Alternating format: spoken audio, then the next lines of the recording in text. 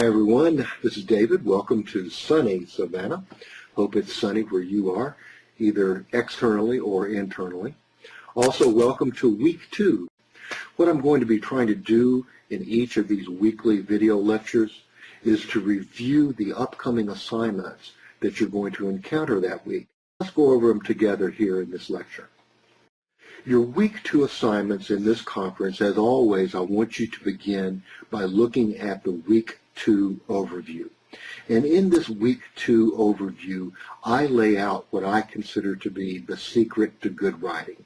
And that secret is, fortunately or unfortunately, going to be something that you hear me say a lot in this class.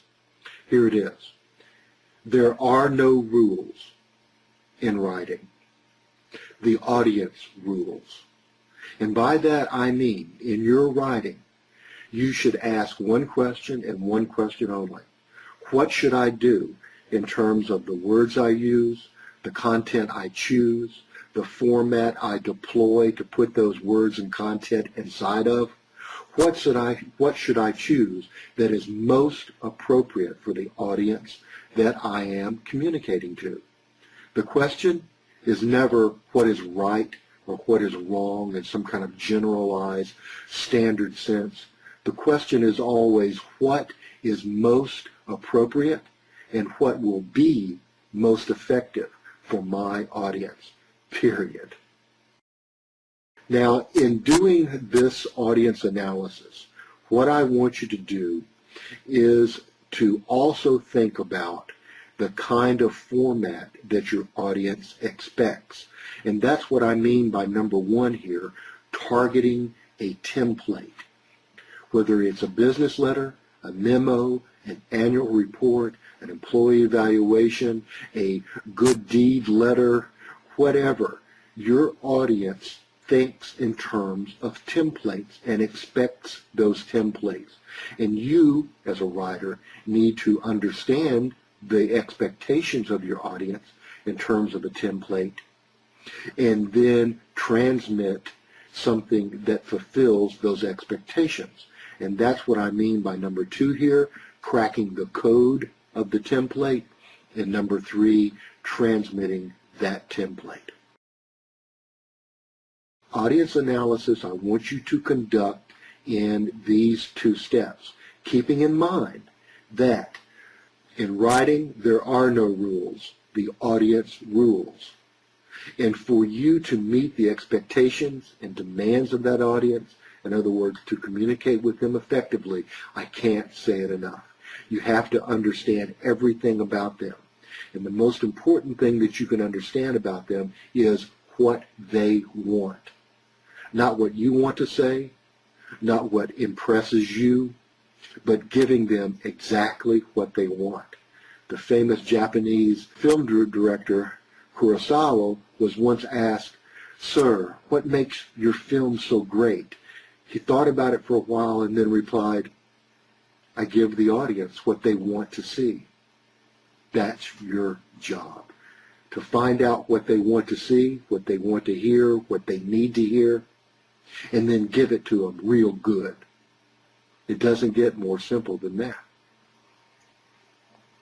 So you're going to find out who your audience is, or be given tools to find out who your audience is, and then learn how to apply that understanding to your writing.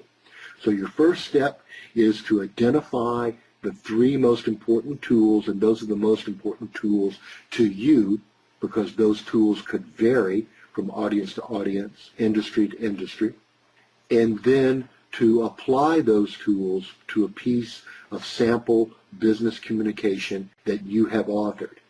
So in your post, I want you to do an audience analysis, but be sure to have that sample of business communication attached to your reply, to your post, so that we can judge how well you applied the tools of audience analysis.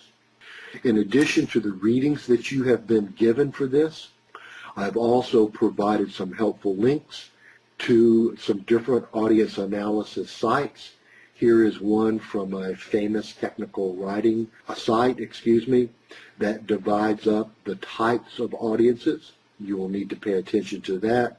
And then some different criteria that you can use to analyze your audience.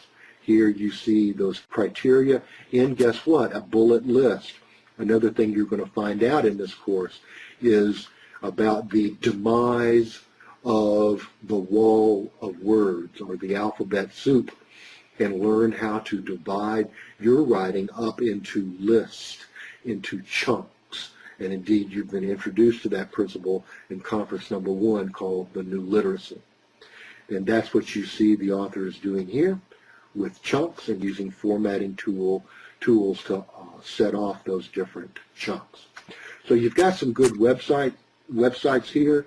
Here's another one for speakers and presenters, if that applies to you. And then one for business communicators. So I should have all your bases covered here. Business communication, motivational speakers and oral presentations, and then technical writers. In addition, I have also uploaded some material here that also divides up types of writing and types of audiences. Here you see you could have an audience of technicians, an audience of experts, an audience of decision makers. And that's another way to look at audience. And it looks like Daniel Zuckerman has already uploaded something. In addition, you'll also see something that I do every week, beginning in week 2, which is to give you models to follow. Remember how we talked just a minute ago about the importance of templates? Well, I give you templates to follow when submitting your post for these conferences, and I also give you templates to follow for each paper that you're going to turn in your assignment folder. Here are the models for your response to this thread in Conference 2. Let's take a look. Here you'll see what one past student has done. Nothing fancy, but notice how there are short paragraphs and a numbered list in order to accomplish the goals of the New Literacy chunking. Here's another one, and Mr. Williams chose to use here a table, a highly defined, outlined, bordered, divided up, chunk piece of writing, and he did an excellent job of choosing a format that indeed meets the New Literacy, which is avoiding long paragraphs, avoiding having nothing but paragraphs. You definitely want to avoid that. And instead dividing your content up into small, discernible chunks, whether they are lists, tables, graphs, charts, or very short paragraphs. Okay, let's move on to the next thread here. The next thread is entitled Academic versus Business Writing. And another key goal of this course is for you to get in your head the very clear differences between academic and business writing. Unless you have been trained specifically in them, for most of you, your primary writing experiences have been writing experiences in school. And that's academic writing. And that's the kind of writing that you have studied the most. Well, now it's time to study business writing. Although you've been doing that kind of writing in the workplace, it's now time to study it so that you can do it better. And that's the goal of this conference. So let's take a look. Again, you have some steps to fulfill. After doing your reading, your gathering of information, your understanding has been developed. You're then going to identify the differences between business and academic writing, and then you're going to use those key differences to assess your current writing skills. And be sure to comment on this last question right here. What are the areas that you're going to have to focus on the most in order to fully accomplish, master this jump between academic writing and professional business and technical writing? What's it going to take for you to make that transition fully and successfully. Once again, I've given you some links to follow. Here's the first of those, academic versus business writing, a list of 5 characteristics. The second one is writing in school versus writing in work, fundamentals of business communication. And here you see some more differences outlined in a bullet list for you. And then the last one is a PowerPoint on the actual differences, and I'm not going to open that up because of time that it takes for doing that. Now let's take a look at our last thread. And by the way, you can submit your work in that assignment in a template similar to the one that you were shown for audience analysis. List the characteristics, define the characteristics, apply the characteristics. Now the last thing I want to go over with you are these models for your paper number 1. Here are the model papers that I am providing you for the communication analysis. These communication analyses are divided into 4 primary parts. Part 1 is the background. Here you give me the background of the communication place where you are collecting your communication inhibitors. The goal of this assignment is for you to collect communication inhibitors and then to analyze those communication inhibitors by defining them and then applying that definition to show you have correctly understood the inhibitor.